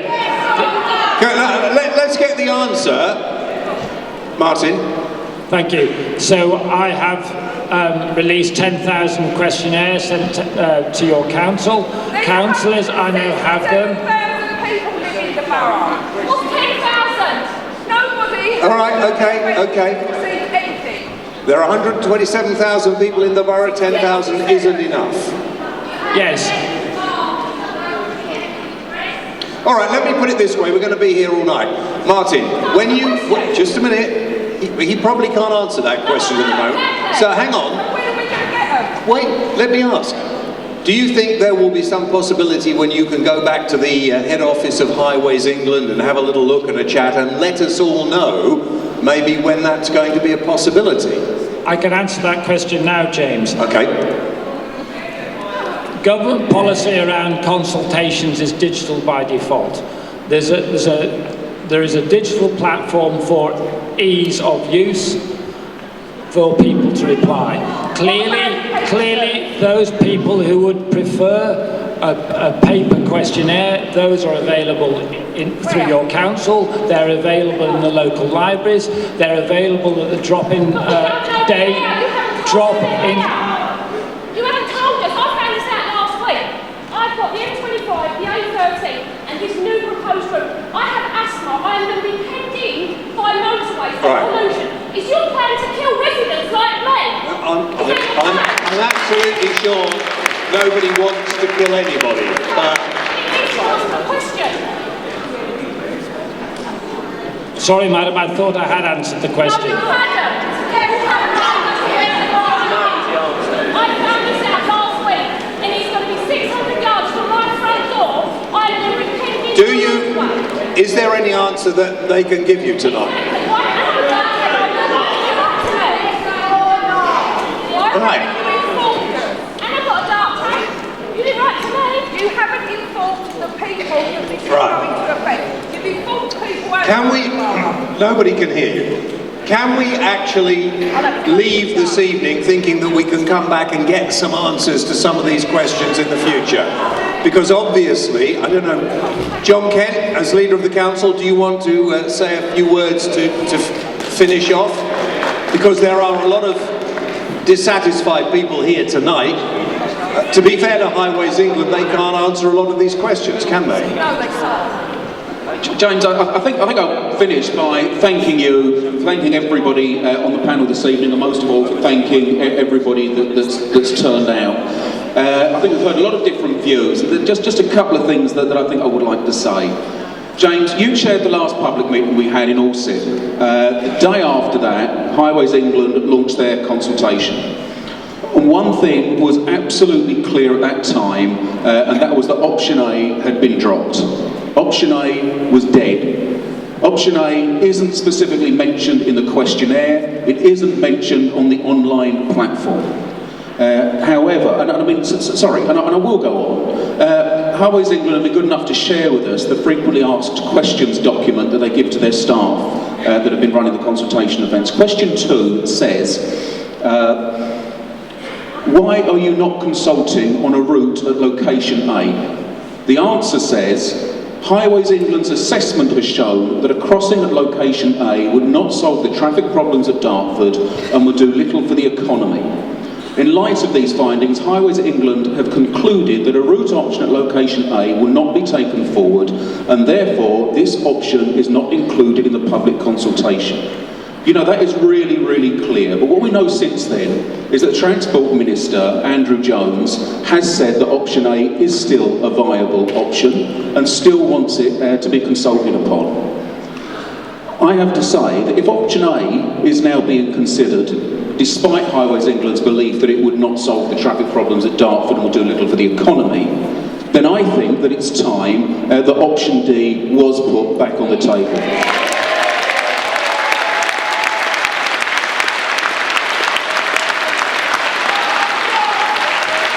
Frankly, if the Minister can override the advice of Highways England when it comes to option A, then he can do the same when it comes to option D. And what I would say to Stephen and Jackie is that they should go back to the Minister, they should tell the Minister to grasp the nettle, they should tell him he's got it wrong, they should ask him to think again, they should demand that this consultation is halted and a new consultation is started with all the options on the table.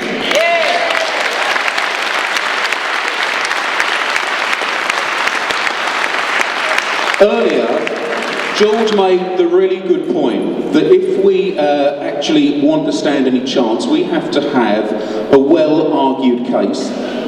What Thurrock Council has done is engage some outside experts and outside consultants to have a look in detail at the consultation that's carrying on to help us build the best possible case that we can. Just today, we got their initial findings, and these are high level, they're not in detail, but some of them are really interesting. They say that the preferred scheme, that is the red line on Highways England's maps, is in conflict with Thurrock's strategic growth plans. That's the plans that the council has for creating jobs in the borough, 20,000 jobs. They say that the preferred scheme would put the government's own plans and the council's plans for increasing capacity and widening the A13 in jeopardy. It says that options A and C are in conflict and are designed for totally different purposes. I have to say, how can we possibly compare A and C properly if they've been designed to do different things? We have suggested time and again that option D to the E should be looked at again. This has been dismissed without any proper consideration, and the consultants agree with that, say there is no proper case for dumping option D. Something else that we all know that our consultants have told us, and that's this. The damage that option C will do to the environment and the ecology is not outweighed by any economic or transport benefit. What's known, and it's a legal term, as the compelling case that will be needed to start compulsory purchase actions has not been made. As we all know in this room, the traffic data that's being used for these assessments is out of date. It goes back to 2001, so it's not up to date, doesn't meet the Department for Transport's own requirements, and frankly there is no major difference according to the information that they've supplied between routes 2, 3 and 4. So I say again, I think the answer is to stop this now. The Secretary of State should end the confusion and he should do the job properly. With all the different options, work with us, work with the police, work with Highways Agency, everybody at the current crossing to increase the capacity there, to sort out the congestion, whether that's lorries trying to squeeze into tunnels that are too small, traffic gridlock in the A13 and most of Thurrock, as well as, I've got to say, our friends over the water in North Kent. And finally, I've got to say again, this isn't about people in Thurrock being NIMBYs. We already have 3 crossings. We accepted the QE2 bridge, but we just simply do not believe that any of the proposed options, whether be that 2, 3 or 4, or the Minister's option 1, will solve the problem. You know, frankly, we need to move traffic away from Thurrock and make sure that traffic goes away from the M25.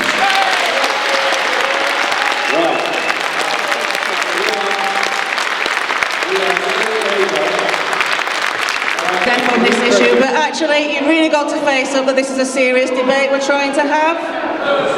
The point was that they made clear their preferred route. The issue was, after the 2013 consultation, the government made clear they were still looking at options A and C. A and C were still on the table, but Highways England brought forward their preferred route. There's no conspiracy, that's the basis on which the consultation has been a part of. So the idea that this whole confusion should bring back option D is frankly for the birds. It comes back to the fact, John, and I asked you this in 2013, if you want to make a case for D, we need traffic data, we need environmental health data. I don't have environmental health officers and traffic engineers. I'm just a member of Parliament. If that work had been done then, maybe we would have had a case. Hang on, We've got to make sure that whatever we do actually is fit for purpose, and I remain unconvinced that option C does what it says on the tin. There are too many what-ifs around the impact that it might have. What if we've got the calculations wrong? What if it doesn't take 14% of traffic? What if there is absolute gridlock? We must, before we proceed, have complete confidence that what we are being asked to accept actually solves some problem somewhere. The final point is that this is the start of a very long process. Stay engaged with it, stay engaged with me, with John, with Highways England and with Jackie, and together we will try and do the best we can for the borough. Thank you very much for coming.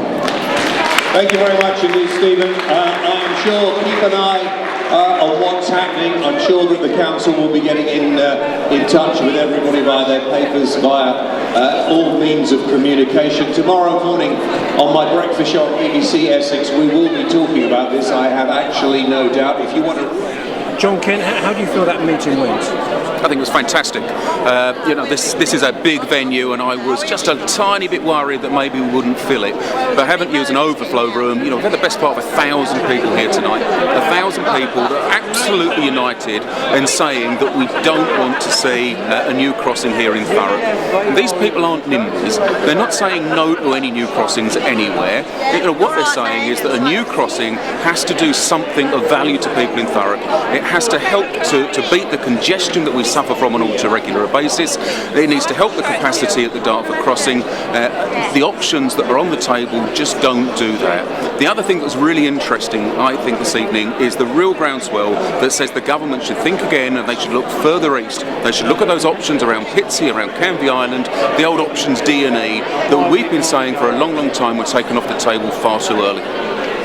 The MP for Thurrock, Jackie, her delivery may not be great, but that doesn't mean she's wrong, does it? Well, you know, Jackie was sticking to her script, which is, it's a done deal, there's nothing you can do about it, there's no point in fighting it. I think she's wrong. I think we do have to continue fighting this. You know, the consultation is being run by Highways England. Highways England's job is to build highways, the clue's in the name. But this is a project that will need to be signed off by the Treasury. This is a project that's going to cost £6 billion, and I'm not convinced that the business case adds up. If the crossing opens in 2025, by 2041, it will be taking 7% of the traffic away from Dartford. I don't think that's a good use of spending £6 billion. Highways England say that it will help to create 5,000 jobs nationally. That's over £1 million a job. I don't think that's a good use of £6 billion.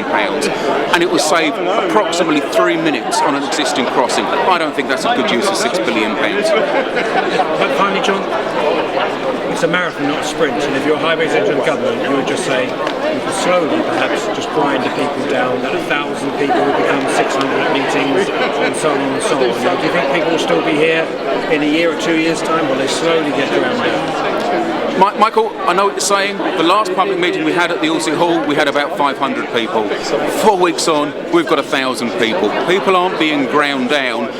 People are coming to the calls in their droves. George, how do you feel the meeting went? As a resident, as a campaigner, how do you think it went? I think we got our point across. Still slightly frustrated. I don't think all of the answers or all the questions were answered.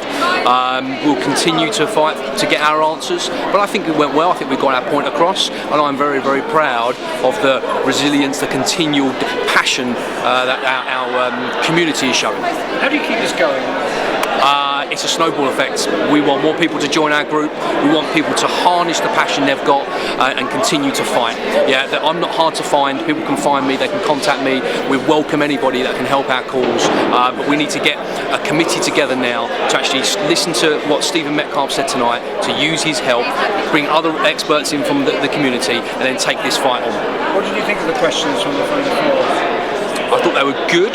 Yeah, I think we need to remember that we need to be clear and concise with our questionings, with our questioning. But I thought they were good. They were passionate, and you could see that Thurrock cares about this, and we're not going to go away without a fight.